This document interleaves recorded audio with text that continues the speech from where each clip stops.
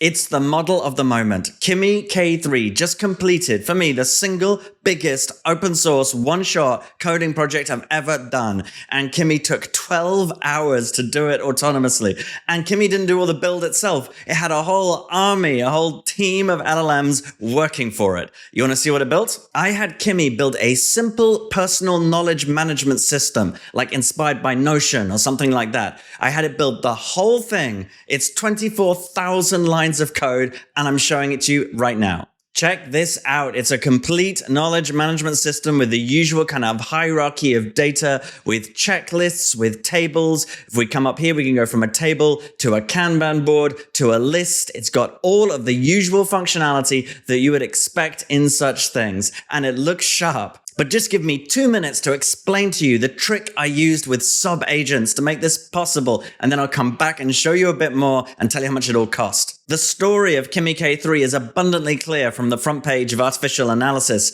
You can see that it is the third strongest model on the planet. It's the strongest open source model, and it's right up there by Sol and Fable, just a hair behind. But the cost is pretty high too. It's just a little bit cheaper when it comes to the cost per task, sitting just behind Sol, but quite significantly behind Fable. And on my favorite chart that shows the trade-off between intelligence and cost, you can see that Kimi is at the Pareto frontier right here. It's a little bit cheaper and less smart than Sol, and it's a lot cheaper than Fable 5, only a little bit less smart. It's a very good place to be. But you might find yourself looking ruefully at the other end of the chart. Look at MiMo 2.5, look at DeepSeek V4 Pro, look at MiniMax M3, and ask yourself, can't we use some of this as well? It's only a little bit less smart. Well, that's the secret of exactly what we're going to do right now. We are going to assemble a team of agents and have them work together to build this project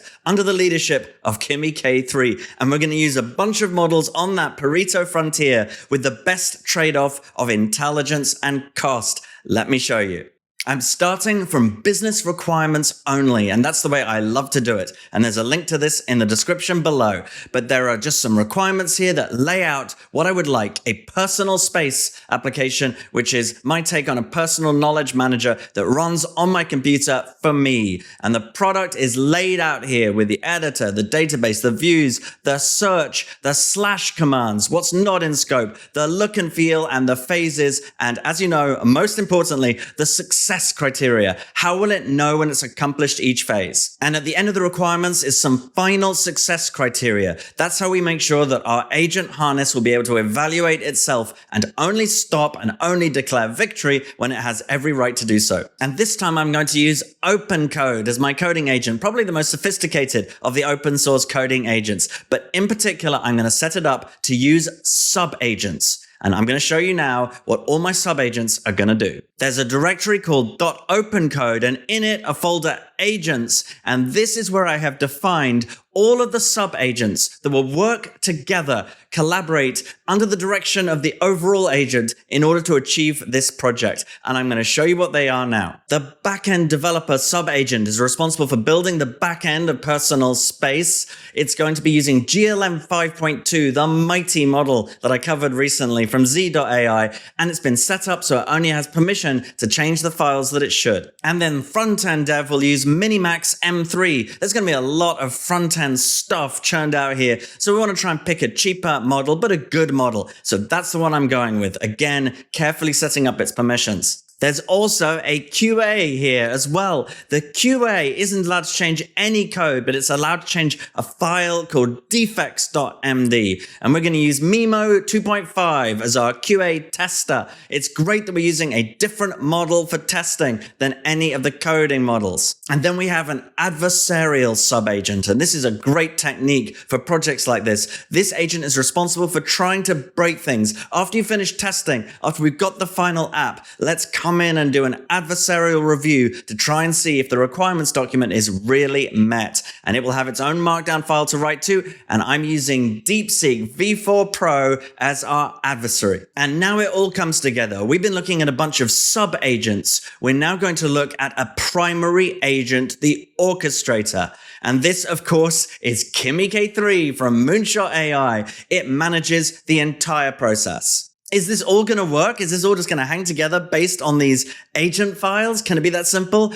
Almost. There was a catch, but you'll see. Hang on 1 minute. So let's look a little bit more at the Kimi K3 instructions. We tell it not to code itself. We tell it to do the planning. We explain to it that markdown files should be used for coordinating. For example, the QA subagent can write defects to a defects.md file, but all it can do is write those defects. It can't fix things itself. The developers need to fix things, and they can't change the defects.md file. It needs the QA to come back, retest, and mark it as closed. And you cannot declare victory until all defects are closed. Now, this is the really cool part. This repo is set up to have a dev container. So you can just run a command to open it up so that it's now running in an isolated Docker container, a sandbox. Everything will run inside that. And it's already got OpenCode installed automatically there. And it also installs the agent browser skill from Vercel, which will give our agents the ability to test the app themselves. And so when the dev container comes up, you can simply type OpenCode. You don't need to install anything. It will be there.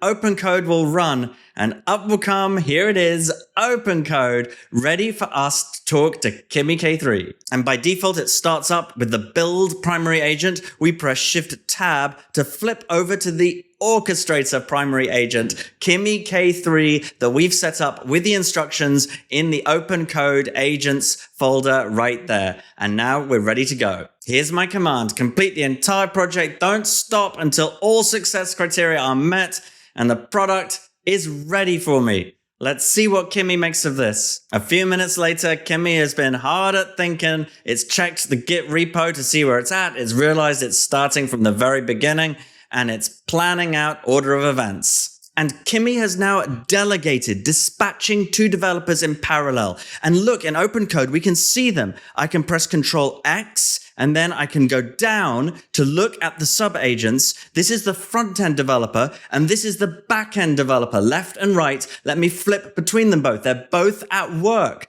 And isn't this cool? And then I can press the up button and go back up to the orchestrator. And that's how I can see everything that's going on. My orchestrator agent, Kimi K3, and then my front-end and back-end agents working for it. And this is now like an hour and a half later. Lots of stuff has been happening. It's still on phase 1 though, but it's coming to the end of it. I can press Control X down to look at the sub-agents. We'll start on the first agent here. This is the back-end developer, GLM 5.2. This is the front-end developer, MiniMax M3. This is the QA agent, MiMo 2.5. It's been doing a bunch of stuff. QA has been underway, and this is the adversary agent, DeepSeek V4 Pro. It just was able to kill a server. Server died. Let me restart it. It's killing the server, and then it's going to start it up again. So everything is going on. We've got our agents working, and if I press up, we can see that our agents are running under the direction of our orchestrator, Kimi K3. I can tell you the most I've ever had to wait for one project has been 3 or 4 hours. I've never been able to set up one project to last longer. This took 12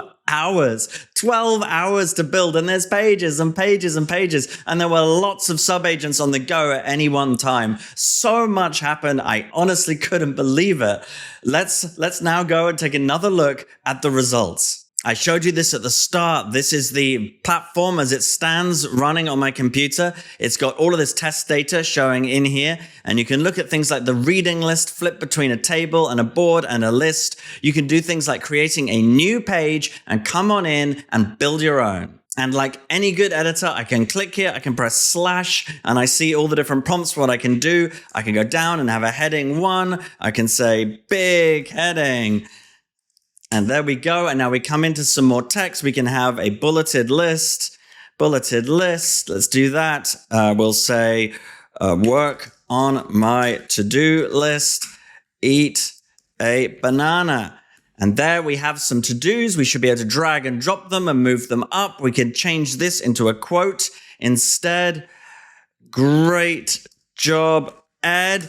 There it is. And now we can move that to be up at the top. All of this is fully functional. And obviously I'm barely scratching the surface. I can do a Command K to search. I can type Hail to see what I've got there. I've got Project Hail Mary. Here it is. It's a row in my reading list. Let's go and check that out. Here it is, Project Hail Mary right there. So you can see that it's got the functionality that we'd expect. You'll find all of this documented in the requirements. It's all been built. It's like we've got our own Notion. And just to show off the kinds of things you can do here, we could do /code to write some code, def bananas. And we can also do something like a checklist of some sort, a to-do item, eat bananas, don't eat cheese. And we can then check this one off. Very nice. And you could keep playing around. I will put the final product also in the repo instructions below so that you can play with it if you want to. It's remarkable what it's built in, well, not a short time, in 12 hours, but certainly open source models and Kimi K3 in the lead, but a bunch of other models working with it. And for me, where this all comes together is to take a peek at this file defects.md that was created by our sub-agents. I find this so revealing. You'll find in here tons of information written by the QA sub-agent explaining each of the different defects that it found. And it would tell you about a defect, where it found it, the severity, the steps to reproduce, the expected results versus actual results, a screenshot if there is one, and then the history. It was opened, the orchestrator dispatched it, fix was then ready, it was then retested and closed by the QA sub-agent. You can see the complete audit trail written here in defects.md. And I want to clarify that I'm not using a plugin like Superpowers here that has a prescribed flow and a way of coordinating between sub-agents, but rather I'm just trusting that a model as powerful as Kimi K3 can figure it out itself, define the sub-agents, give it a goal, give it success criteria, let Kimi work out how to organize things to get to success. And the beautiful thing about using OpenRouter for this is that I can see how everything went on OpenRouter's activity dashboard. And it's glorious that in this screen in OpenRouter, you can see the actual model usage and cost throughout the 12-hour period. And you can see that we used all the different models, and actually Kimi K3 didn't have the bulk of the spend most of the time. It was busy being a manager and letting the other models get on with business. And you can see that right here in the thick of development, this hour, we had most of the work being done by MiniMax M3, our front-end developer.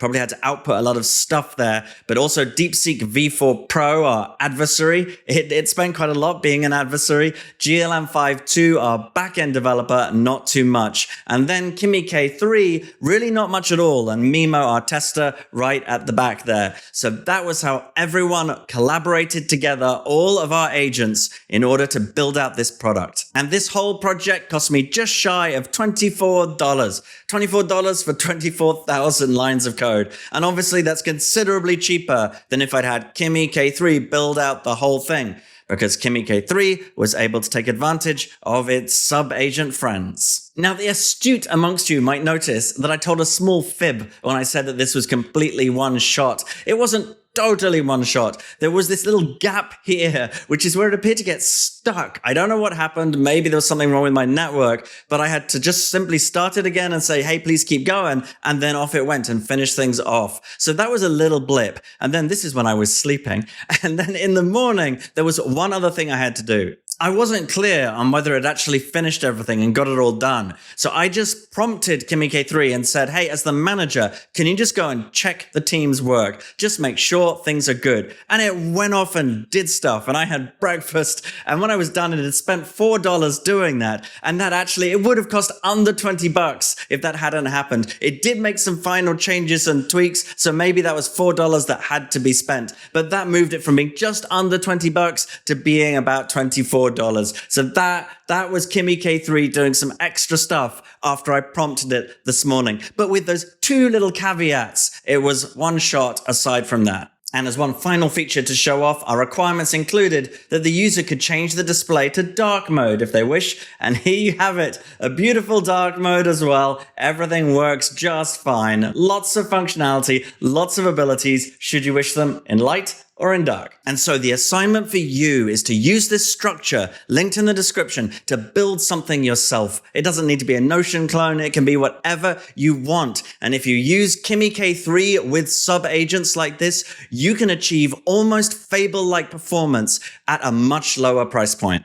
And I hope you enjoyed this video. And if you did, then please do like and subscribe. That's how I know you're really there and you want me to make more of these. And I hope to see you very soon for another video.